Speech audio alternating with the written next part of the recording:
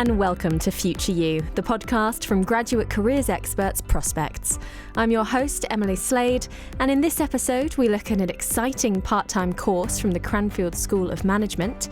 Whether you're a sustainability professional, an employee new to their sustainability role, or someone for whom sustainability is becoming an increasingly important aspect in your business. This course equips you with the skills needed to make a real impact. My name is Dr Rosina Watson. I'm an Associate Professor of Sustainability at Cranfield School of Management, and I'm also the co-course director of the MSc in Sustainability. I moved to academia I did my PhD at Cranfield in 2013, so I moved into academia halfway through my career. I spent about 15 years working primarily in the retail sector, in finance, commercial and strategy roles before becoming the first head of corporate sustainability for Argos and Homebase in 2009. And that role was what really switched me on to the potential to do business in a better way and to make business a force for good in the world, and inspired me to actually want to teach others about that. So that's what drove my move into academia, and this course has kind of been the culmination of what I wanted to achieve through a move into being an educator, because the course is all about helping to equip and upskill sustainability professionals, sustainability leaders or aspiring sustainability leaders, and to do that in a way that they can take on their learning while they're working. So when I was first head of corporate sustainability, I was chosen because I knew the business really well, but I didn't really know all that much about all the environmental and social issues and how to tackle them, how to measure them. So I had to very much learn on the job from talking to other sustainability professionals, and I think this course fills a huge gap for the increasing number of people within organisations who are being given responsibility for sustainability outcomes, sustainability strategies, but often haven't necessarily got all the learning that they need to equip them to do that with confidence. So that's where this course comes in. We are hearing more often these days about courses surrounding sustainability, and so why has this one been developed? So the impetus for its development was actually the government developing a new apprenticeship standard, a level 7 apprenticeship standard. So level 7 is master's level, called Sustainability Business Specialist.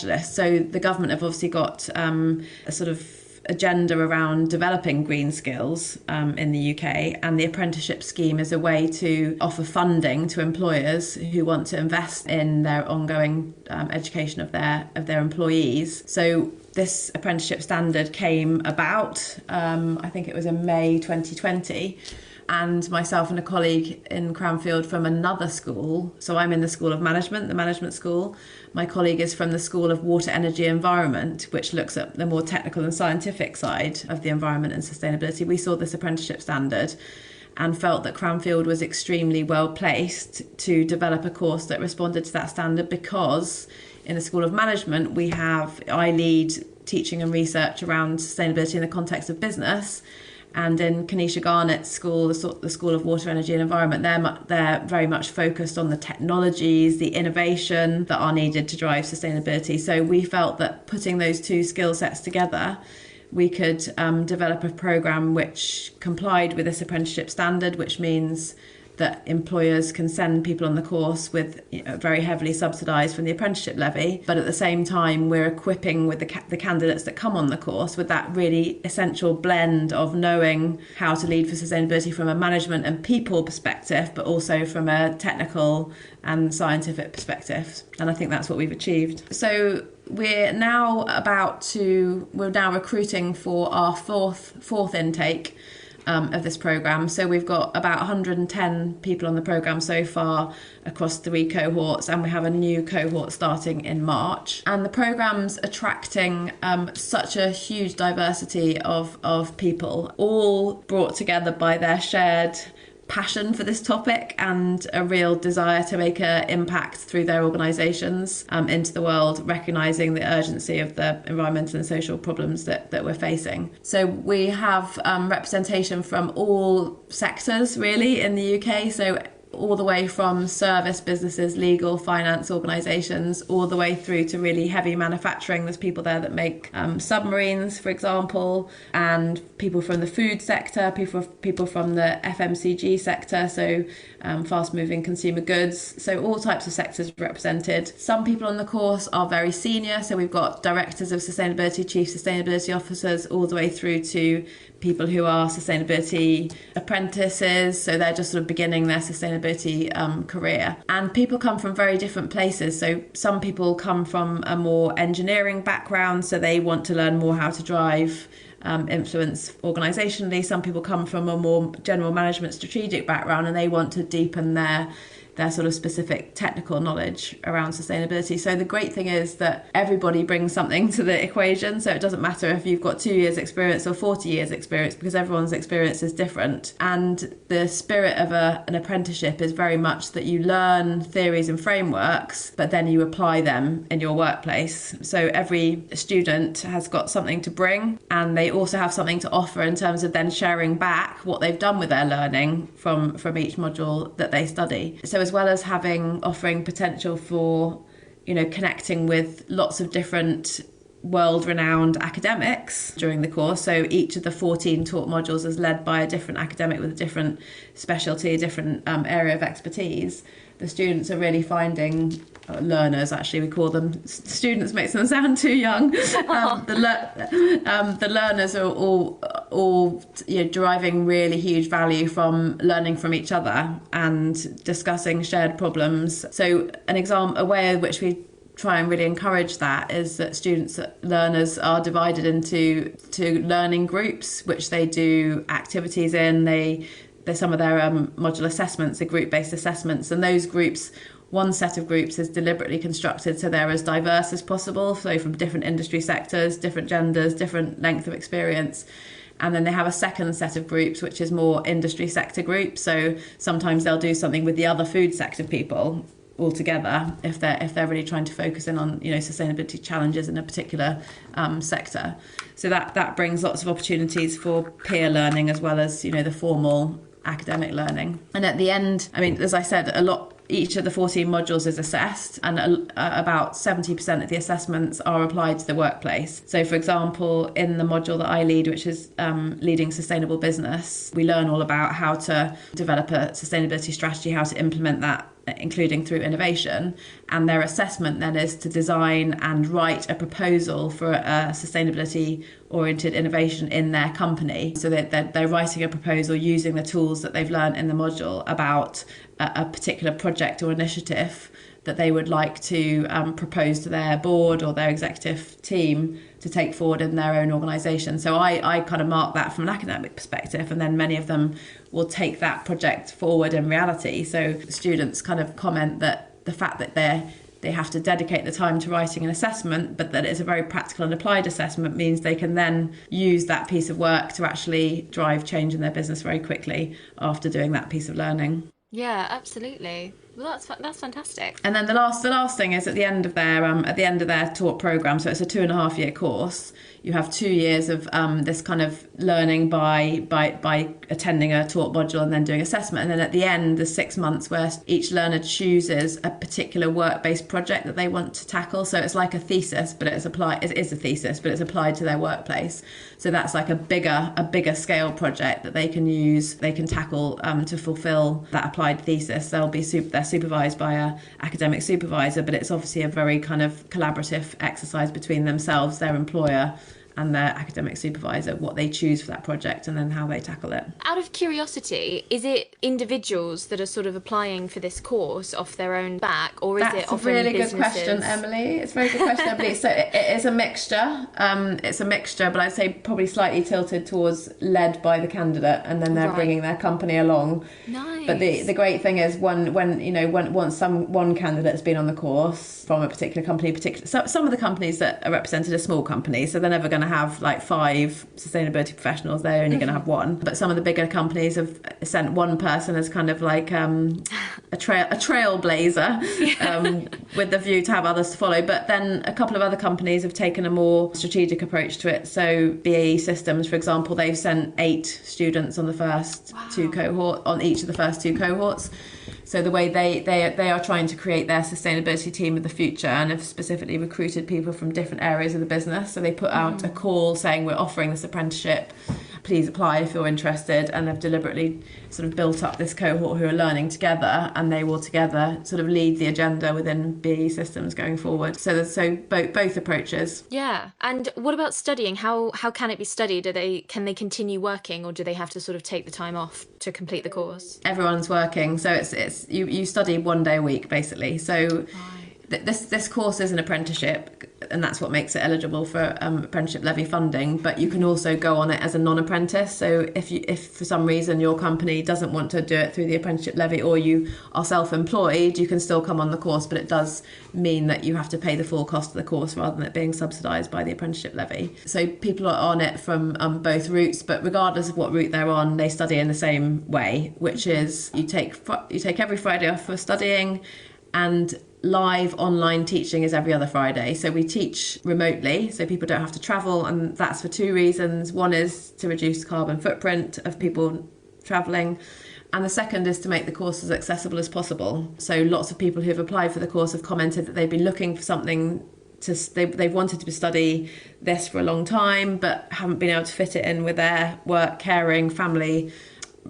juggling, and so this I describe this as a kind of little and often way of studying. So other sort of apprenticeships or other sort of executive learning typically would involve coming to Cranfield for 3 days, maybe every month or so, sometimes it's on a weekend, which is obviously very difficult to fit in. So we designed this so that it's little and often, and it's remote, and the online teaching is live online, so you don't look at recordings. You're not sat there on your own. You're sat there with your cohort of 40 to 50 people, with your academics module lead, and also with a co-presenter who helps make sure that the student voice is represented the whole time. So you'd never have your hand up and have the academic ignore you, because the co-presenter is very much, excuse me, someone's got a question here.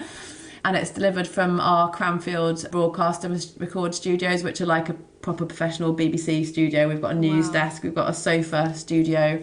So it's very high quality production values and very interactive. So we use lots of interactive tools like Miro. We have interactive whiteboards. We use breakout rooms. We very much get the students to engage with what they're learning and apply it and feedback. So it's very much live online study, but that's complemented then with an annual physical residential at Cranfield. So that beginning of every year, so each cohort will have 3 of those.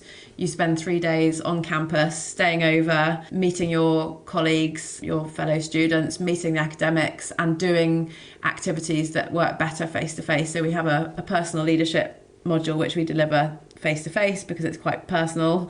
It's much better to do that in real life. We do an innovation tour of Cranfield and look at things like hydrogen production, solar panel installations actually on campus, so taking advantage of being able to see that in real life. We do something called the Exploring Sustainable Futures game, which is a sort of half-day interactive role-play game, which again works much better in person. So we really do make the most of those annual trips to Cranfield. We have a big course dinner where everyone gets together to eat vegetarian food and have a few drinks if they fancy it. Oh, fantastic. So that's the only way to study. There isn't options. That's it. It's live online every other Friday, self-paced study in the in-between weeks, and then the annual residentials. It does sound brilliant. It sounds like a really good way to do it. I think it works well, yeah. So what is the thing that excites you most about the apprenticeship? That it drives real impact very quickly. And I just love seeing students. So every year at the residential, we get the students who are just going into their second year.